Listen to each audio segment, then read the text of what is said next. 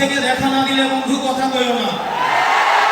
যে কোনো জাতীয় নেতৃত্বে ঐক্যবদ্ধ থাকবো, এই হোক আমাদের আবার আজকের দিনে দৃঢ় অঙ্গীকার। আপনারা সকলে ভালো থাকুন। আল্লাহ হাফেজ। বাংলাদেশ জিন্দাবাদ।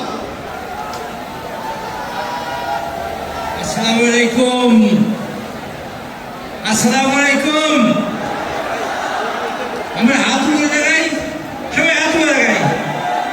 সবার তো আজকে কিছু হবে ইনশাআল্লাহ। আমরা লক্ষ্য ধরে রাখবো, বাংলাদেশে আর কোনো মানুষ কখনো যেন শহীদ না হয়, বাংলাদেশের সম্পদকে যেন কখনো লুণ্ঠিত না হয়, বাংলাদেশের এই যুবকের আশাকে যেন কেউ প্রতিরোধ না করতে পারে, বাংলাদেশের এই যুবকরা এখানে দাঁড়িয়েছে তাদের স্বপ্নকে কেউ প্রতিরোধ করতে না পারে, সেই শপথ আজকে ইনশাআল্লাহ।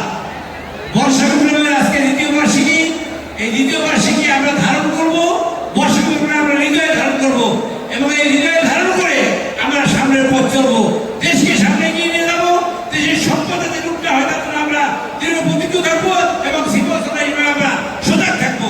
যারা আমাদের হুমকি দেয়, যারা আমাদের কথা বলে, আমাদের কথা বলতে এখন দিতে চায় না, ভবিষ্যতে এই যুবশ্রেণীর মাথায় আমরা তাদের কোনদিনই কথা বলতে দেবো না, সেই সমাজ আজকে আমরা নিয়ে আজকে আমার বক্তব্য শেষ করছি।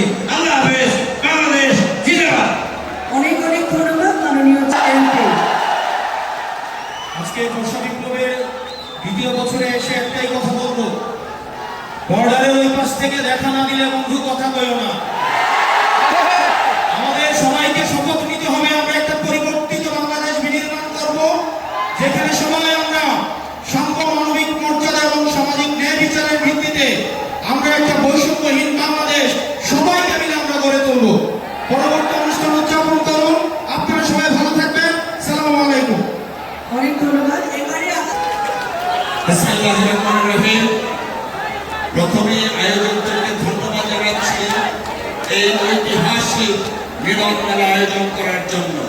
সেই সাথে আমি শ্রদ্ধার সাথে স্মরণ করছি জুলাই বিপ্লবে যারা আত্মাহুতি দিয়ে বুলেটকে আলিঙ্গন করে নতুন বাংলাদেশ বিনির্মাণের জন্য আমাদের প্রত্যেকে জাতীয় সংসদে প্রেরণ করেছে।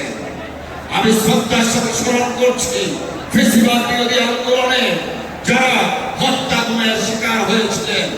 প্রিয় বন্ধুরা আমার, আজকের দিনে আমরা নতুন